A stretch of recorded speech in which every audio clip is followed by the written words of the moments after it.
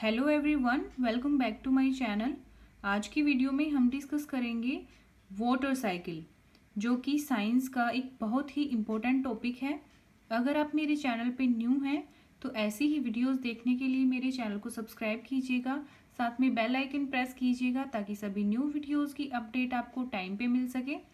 तो चलिए वीडियो शुरू करते हैं। Water cycle, it is the continuous journey of water that start from the water sources like sea, rivers, lakes, etc. to the sky, then to the land and finally back to the sea. देखिए, water cycle basically होता क्या है। ये पानी की एक continuous journey है जो कहाँ से शुरू होती है।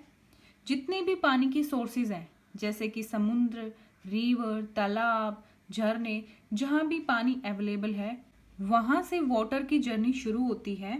फिर जो पानी है वो वेपर्स की फॉर्म में, भाप की फॉर्म में स्काई में जाता है और स्काई में फिर वो क्लाउड्स की फॉर्म ले लेता है और उसके बाद जब बारिश होती है तो फाइनली वो जो वाटर है वो हमारी लैंड पे, धरती पे आ जाता है। और जब धरती पे पानी गिरता है बारिश का तो वो पानी फिर वापस नदियों, तालाबों, झरनों इत्यादि से होता हुआ वापस समुद्र तक पहुंच जाता है और ये जर्नी कॉन्टिन्यूस चलती रहती है। वापस समुद्र, नदियों, तालाबों में जब पानी चला जाता है तो वो फिर भाप बन के स्काई में, आसमान में चला जाता है, क्लाउड की फॉर्म ले लेता है। देन बारिश होती है, फिर वो ज़मीन पे आता है और वापस से नदियों, तालाबों में चला जाता है। तो ये जो साइकिल है ना, ये कॉन्टिन्यूस चलता है और इसी साइकिल को हम बोलते हैं वाटर साइकिल। चलिए इस प्रोसेस को हम पिक्चर्स के थ्रू समझने की कोशिश करते हैं। जब सूर्य की रोशनी धरती पे आती है तो हमारी धरती गर्म हो जाती है ना, गर्मी पैदा होती है।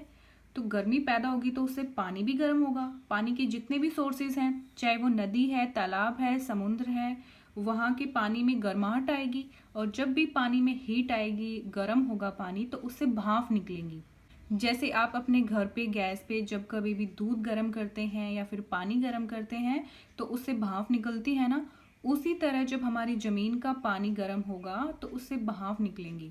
ओके, तो जब उससे वो वेपर्स आएंगी उसके बाद वो वेपर्स आसमान में जाएंगी।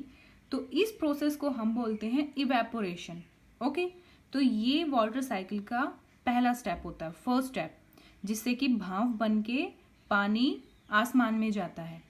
उसके बाद जो भाप आसमान में गई थी, वेपर्स आसमान में गए थे, वो छोटे छोटे वाटर ड्रॉपलेट में चेंज हो जाता है। क्योंकि जितना हम अपनी अर्थ से ऊपर जाते जाएंगे स्काई की तरफ तो टेम्परेचर कम होगा और कम टेम्परेचर में जब वेपर्स जाएंगे तो वो छोटी छोटी वाटर ड्रॉपलेट में चेंज हो जाते हैं। ओके, फिर वाटर ड्रॉपलेट जो हैं वो बहुत सारे इकट्ठा होके क्लाउड की फॉर्म ले लेते हैं। तो इस प्रोसेस को क्या बोलते हैं? कंडेंसेशन। जब वेपर्स वाटर ड्रॉपलेट में चेंज हो जाते हैं स्काई में जाके और क्लाउड फॉर्म हो जाता है तो उस प्रोसेस को बोलते हैं कंडेंसेशन। सो ये वाटर साइकिल का सेकंड स्टेप होता है।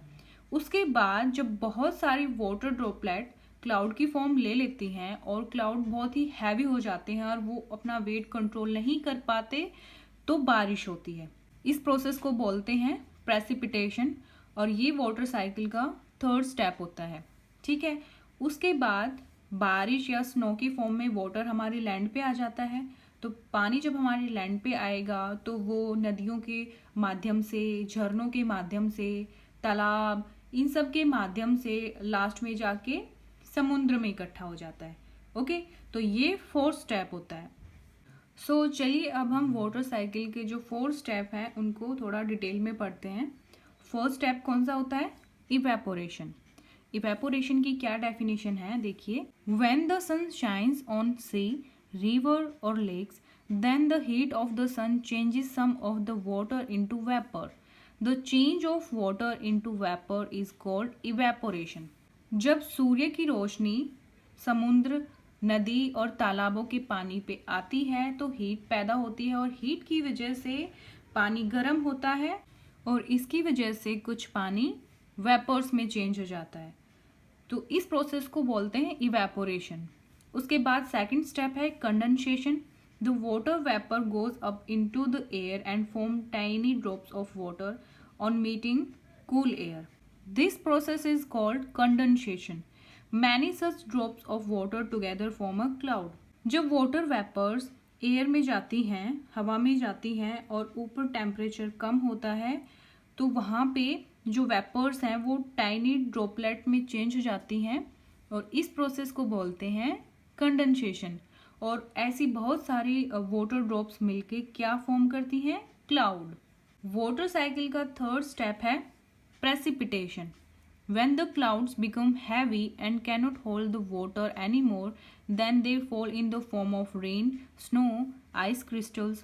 This process is known as precipitation. जब बादल हैवी हो जाते हैं और वो पानी का बोझ और ज़्यादा नहीं उठा पाते हैं तो फिर वो हमारी लैंड पे गिरते हैं किसकी फॉर्म में? रेन की फॉर्म में, स्नो की फॉर्म में, आइस क्रिस्टल की फॉर्म में। और इस प्रोसेस को बोला जाता है प्रेसिपिटेशन। उसके बाद फोर्थ स्टेप में क्या होता है? The rain water again goes into rivers, lakes, sea etcetera. This way the water cycle in nature goes on and on. जब रेन वाटर हमारी धरती पे गिरता है तो वो रिवर, लेक और फाइनली समुंदर तक पहुंच जाता है और इस तरह से हमारे नेचर में वाटर साइकिल कॉन्टिन्यूस चलता ही रहता है। सो ये थी आज की वीडियो। आई होप आपको वीडियो हेल्पफुल लगेगी। अगर आपको वीडियो पसंद आती है then please do like, share and subscribe. Thank you.